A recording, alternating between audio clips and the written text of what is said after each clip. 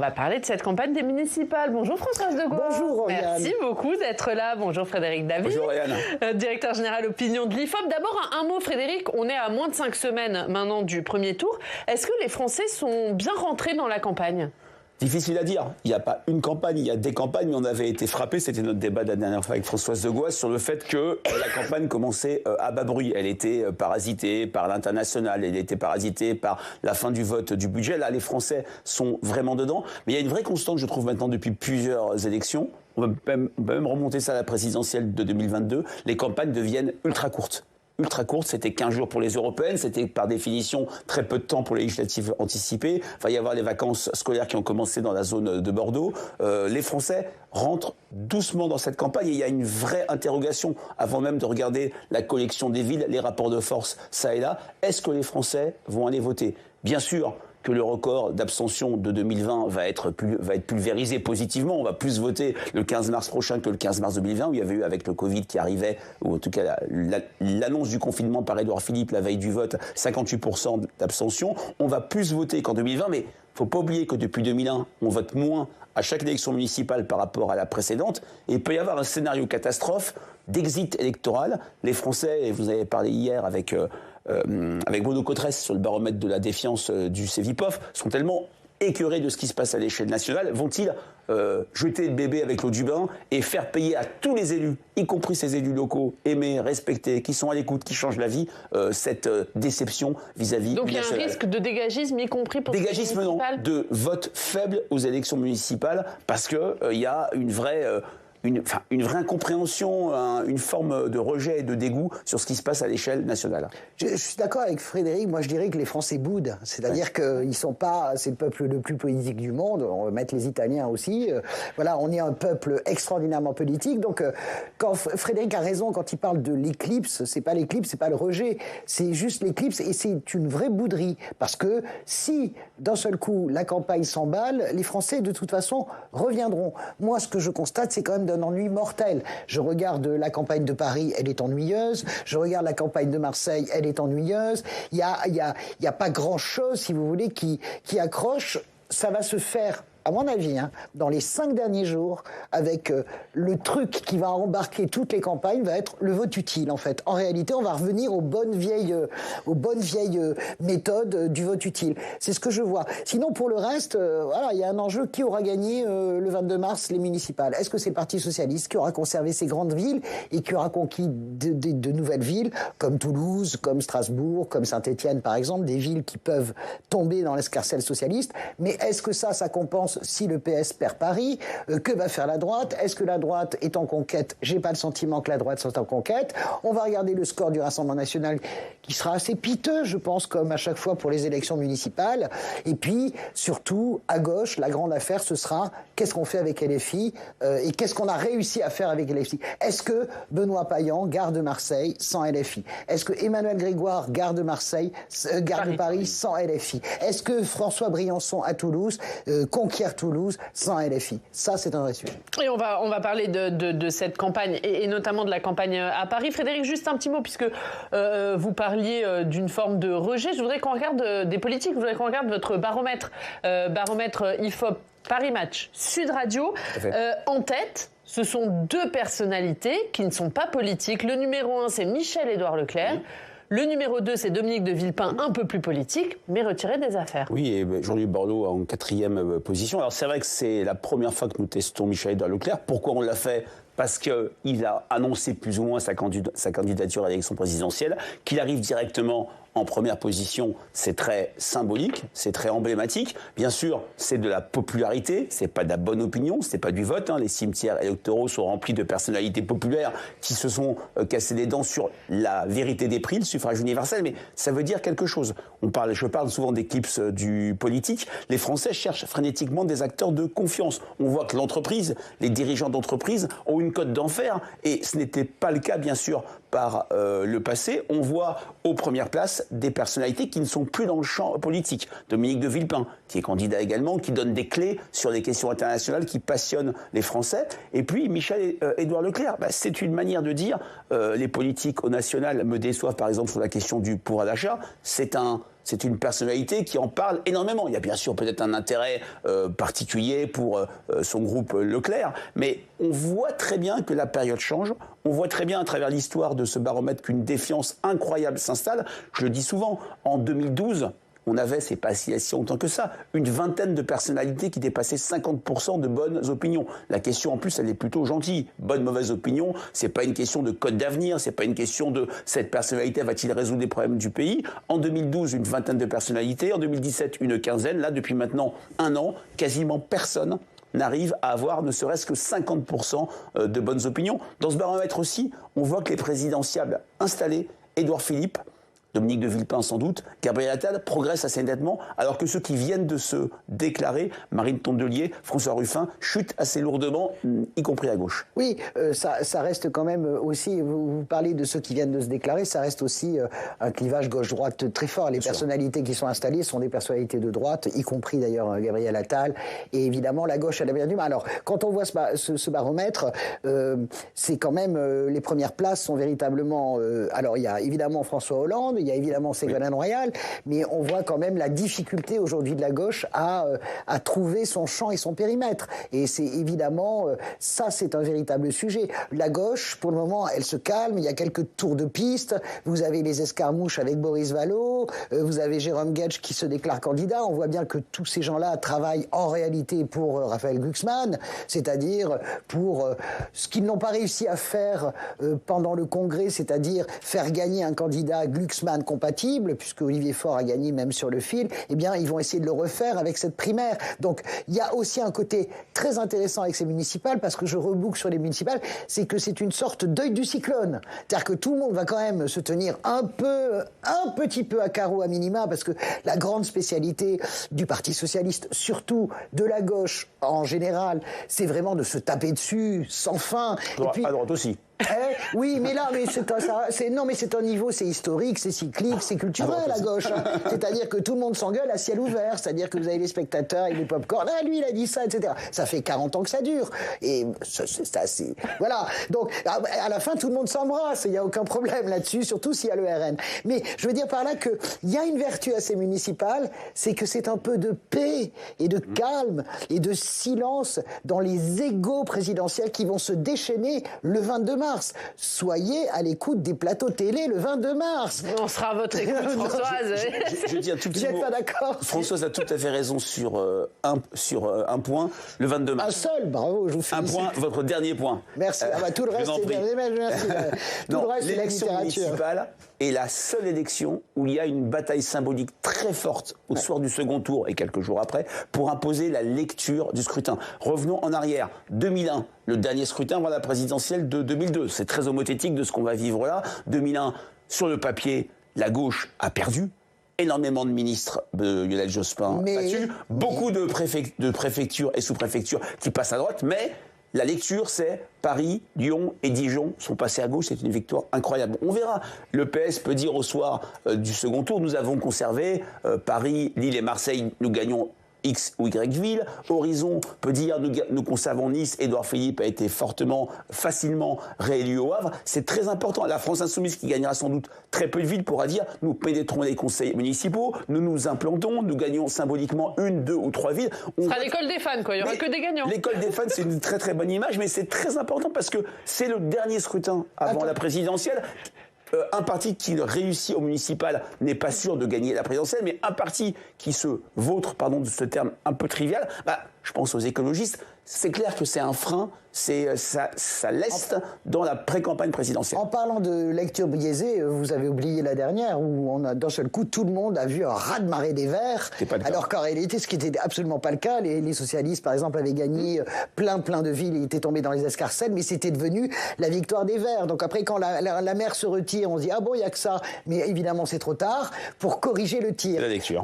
C'est la lecture et évidemment la ligne, j'écoutais Olivier Faure à la Mutualité dimanche. dimanche, évidemment, nous devons gagner. Le PS veut gagner ces municipales parce que pour propulser, évidemment, un candidat de gauche. Et évidemment, à gauche, ce sera, à mon avis, la seule formation qui pourra se targuer de victoire. Et à droite, eh bien, si Bournazel, vous avez vu la liaison que je fais, si Pierre-Yves Bournazel fait gagner Rachida Dati à Paris, eh bien, Édouard Philippe en tirera aussi les bénéfices. Ah, c'est beau. Alors, écoutez, on va écouter Rachida Dati dans quelques instants, Pierre-Yves Bournazel. Mais d'abord, Rachida Dati a présenté hier son programme. On l'écoute au micro de Quentin Calmet. Candidat pour la première fois devant les Parisiens. La première fois, j'ai perdu une primaire.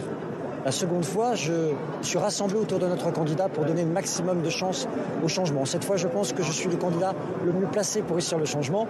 Donc j'y vais jusqu'au bout pour convaincre et pour gagner. Soyez sûrs de ma détermination. Voilà, c'était Pierre-Yves Bournazel. On va écouter Rachida Dati dans quelques secondes. Donc. Voilà, c'était ma question. Pierre-Yves Bournazel. Ne joue pas le second tour avant le premier tour. Pierre-Yves Bournazel qui lui a lancé sa campagne hier en présence d'Édouard Philippe et de Gabriel Attal. Il a une carte à jouer. Vous dites, Françoise, il va fusionner. Je vais être extrêmement radical et c'est pour ça que nous entendons très bien avec Frédéric Tabi depuis des années parce qu'il est subtil. Moi, je vais directement à la fin du film. Comment pouvez-vous imaginer une demi-seconde avec l'enjeu de la présidentielle, avec les deux mégastars qui vont en plus se battre, Édouard Philippe et Gabriel Attal, c'est ironique quand je dis mégastars, qui étaient derrière leur candidat, le poussant dans le dos avec un meeting assez réussi.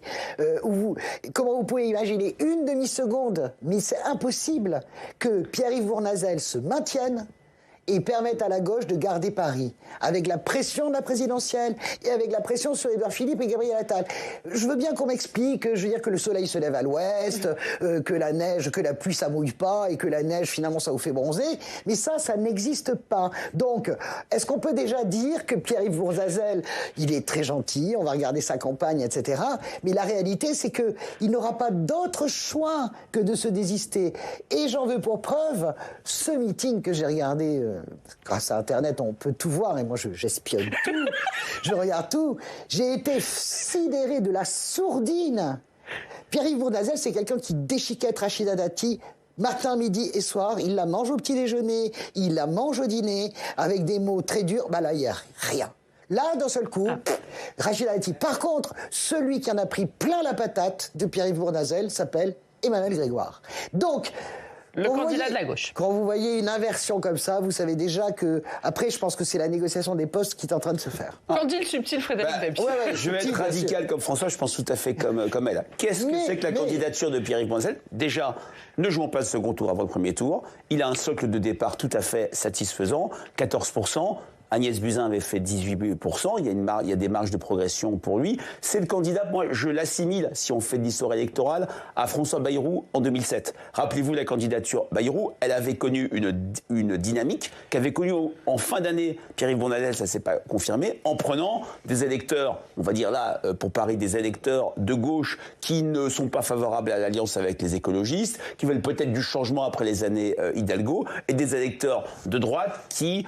se pose des questions sur Rachida Dati. Et c'est vrai que ce côté réceptacle peut être gagnant. Ce qui déséquilibre, c'est faire le pari de l'un contre l'autre. Et effectivement, là, je me projette sur le second tour, compte tenu de la place dans le calendrier électoral de ces élections municipales, un maintien de Pierre-Yves Bournazel. S'il est derrière Rachida Dati, s'il n'est pas en position de gagner, comme l'avait fait Agnès Buzyn, mais c'était un autre contexte qui n'avait rien à voir. Elle était chef de file du parti présidentiel, qui était le favori pour Paris, enfin, qui se disait le favori. Il n'y a pas eu un sondage qui a donné Anne Hidalgo perdante de 2018 à 2020, je le rappelle assez souvent à ceux qui réécrivent l'histoire. Donc dans ce cadre-là, oui, sans doute, parce que la présence de Gabriel Attal et Édouard Philippe, c'est des preuves du crime, si je puis dire. S'il y a maintien, malheur au candidat du bloc central. Juste François, je vous donne la parole, mais on va écouter Rachida Dati qui appelle au rassemblement au micro de Quentin Calmet. Bien sûr, bien sûr.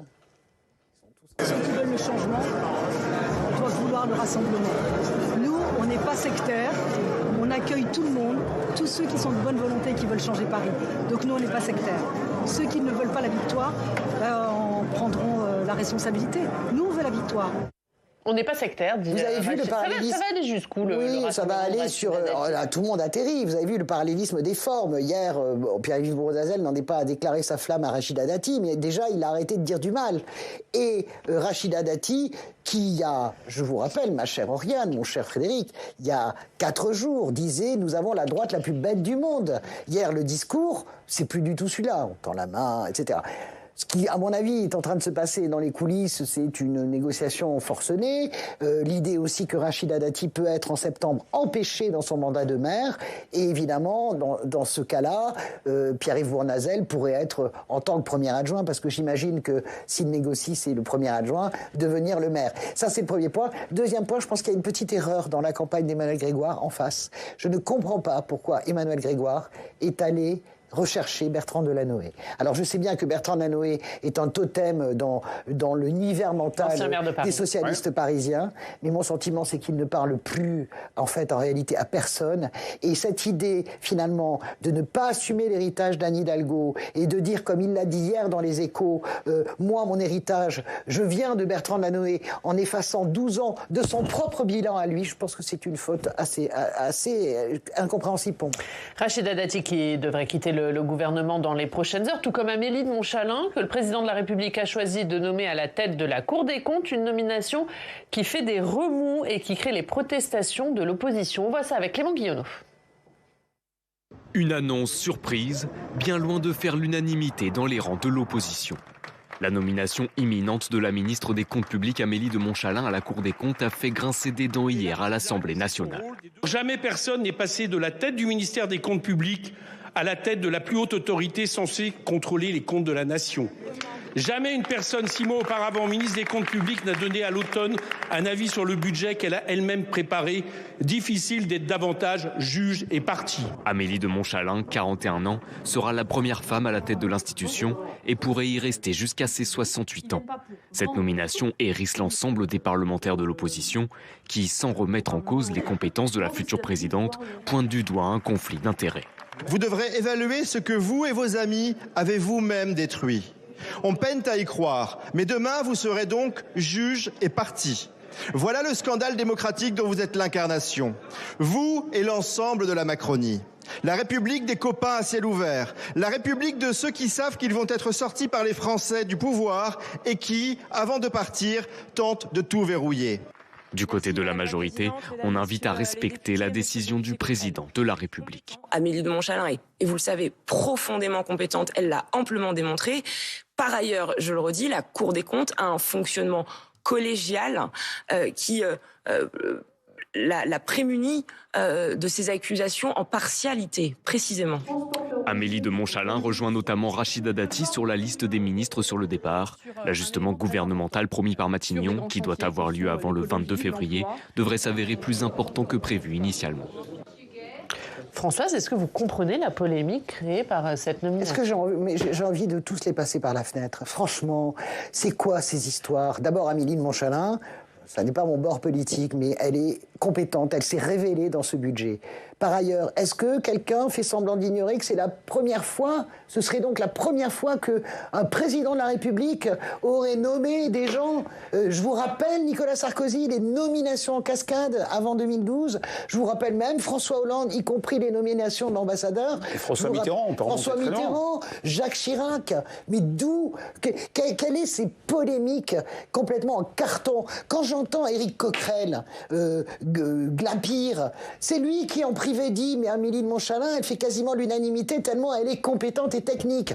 Jean-Philippe Tanguy, qui nous disait un jour, c'est la seule macroniste avec laquelle on peut avoir une discussion intelligente. Et là, devant les caméras, tout le monde remonte, etc. Et on verrouille. En gros, le message envoyé par le RN, c'est vous êtes très méchants parce que si on arrive au pouvoir, vous aurez verrouillé tous les postes. D'abord, ils y sont pas au pouvoir et à mon avis, ils y seront jamais. Et en plus de ça, tout le monde fait semblant de penser que que Pierre Moscovici, par exemple, n'a jamais touché au compte public et il n'a pas été président de la Cour des comptes. C'est lamentable.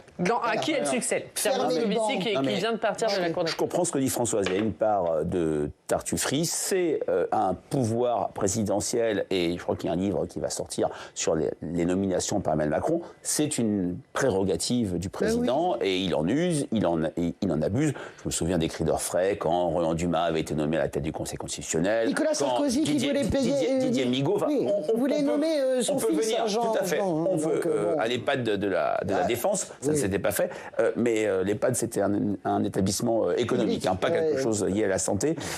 Mais c'est vrai que c'est une prérogative présidentielle. Là, par contre, où je me mets à la place des Français, il va y avoir une forme de frustration, c'est le fait que ce qui s'est passé ces 8 dernières années, il y a eu très peu de ministres qui sont restés sur la durée. Il y a eu des déficits d'incarnation à la santé, à l'éducation. Voilà une ministre, effectivement, qui commençait à être connue de la part des Français, qui est jugée compétente, experte, et qui sort du jeu politique. N'oublions pas, la politique, c'est pas que des chiffres, c'est pas que des mesures, c'est incarner des mesures. Le seul moment où, à l'éducation, le pessimisme des Français, la défiance sur l'école s'est effondrée, ça a été les 6-8 mois de Gabriel Attal. À tort, à raison, c'est parce qu'il incarnait son ministère. Ça a été beaucoup de frustration pour les Français de ne pas voir. Je crois qu'il y a eu 10 ministres de l'Europe, il y a eu 9 de la santé. Enfin, c'est un vrai problème de construire dans la durée, à chacun des postes, une relation entre les Français et la personne qui va incarner le ministère. Et la réalité étant quand même que vraiment, un quinquennat, ça va, bonjour les dégâts. Non mais je plaisante pas. Je veux dire que même Emmanuel Macron le dit, j'ai écouté avec intérêt son interview sur Brut, nos confrères de Brut, où il dit 9 ans c'est long. C'est vrai que les gens me voient depuis 9 ans. Je pense que vraiment, ça, c'est quelque chose qu'il faut changer. Soit on fait un septennat non renouvelable, mais il y a Xavier Bertrand qui proposait ça. Bien sûr, et Alain Juppé, à l'époque, vous vous en souvenez. On va terminer un mot sur l'affaire Epstein et ses derniers rebondissements, puisqu'un diplomate français est mis en cause. Son nom apparaît à plusieurs reprises dans les fichiers Epstein. On va écouter ce matin la réaction du ministre des Affaires étrangères, Jean-Noël Barrot.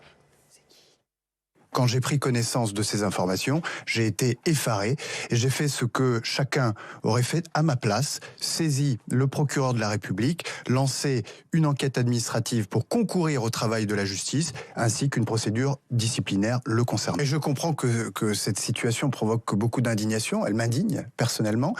Je ne peux en revanche, sans disposer des éléments étayés par l'enquête administrative que j'ai lancée, en tirer la moindre conséquence.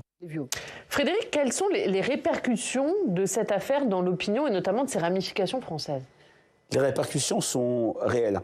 Ce n'est pas une terre inconnue ce qui se passe. N'oubliez pas la tendance lourde de ces dernières années, c'est un intérêt des Français pour les questions internationales, une fascination, répulsion pour les États-Unis. J'ai été frappé par cette enquête faite il y a quelques jours pour le site Partir à New York, où on a quand même 43% des Français qui voient les États-Unis comme un ennemi. Je ne parle pas de Donald Trump. Les États-Unis, 51%, une menace. Moi, j'ai envie de dire, pour qui sonne le glas, il sonne pour tout le monde. Cette affaire Epstein, ça réactive tout un imaginaire sur l'entre-soi, sur l'impunité, sur la faillite des élites. C'est un carburant extraordinaire pour ce que j'appelle le clivage gros-petit. Tout qui est le complotisme, toute vision du champ politique, c'est les gros qui s'en mettent plein les poches, les gros qui se serrent les coudes, qui se protègent, et ça a des répercussions catastrophiques, et ça va toucher absolument tout le monde. Maintenant, c'est une affaire plus américaine que française, après la démission de Jacques Lang. Françoise, en 10 secondes. Oui, en 10 secondes, et je puis soit tout ce qu'a dit Frédéric. Je rajouterai que moi, je sais qu'il y a eu un problème et des pudeurs de gazelle en disant la presse a embrayé assez tard. Moi, je pense qu'il faut la transparence totale et absolue. Je suis pour cela. C'est le seul moyen de démonter le complotisme. Allez, on va terminer par la belle histoire du jour. C'est celle d'un trésor perdu depuis 35 ans qui a été retrouvé grâce à un bel élan de solidarité. En 1991, à Argenté-du-Plessis, en Ille-et-Vilaine, Emmanuel Persa-Gourmette, de naissance lors d'une promenade. Et malgré 3 heures de recherche à la lampe de poche et des appels à la mairie, impossible impossible de la retrouver. Elle avait fait une croix dessus jusqu'au 27 janvier dernier où une amie lui signale que sa gourmette est en vente sur Facebook. C'est Anthony qui l'a retrouvée dans une boîte, dans un vieux carton chez sa grand-mère qu'il avait conservé précieusement sans que personne ne le sache. Pour Emmanuel, la situation est irréelle. Les deux familles se sont retrouvées il y a 10 jours pour échanger la gourmette récupérée dans un excellent état. Il reste des personnes honnêtes et bienveillantes dans ce monde. Dis joliment Emmanuel. Ouais, je trouve que c'est vraiment, c'est quand même formidable. Est-ce que quelqu'un a enterré le score de l'Olympique de Marseille quelque part pour qu'on le déterre par les archéologues? On ne parle plus de l'Olympique de Marseille. Merci beaucoup Françoise Degois, merci. L'écharpe et les tempêtes. Frédéric, c'est votre livre, on va le voir sur les municipalités. C'est très tard, il est fort. Merci à tous de nous avoir suivis. Très bonne journée, à demain.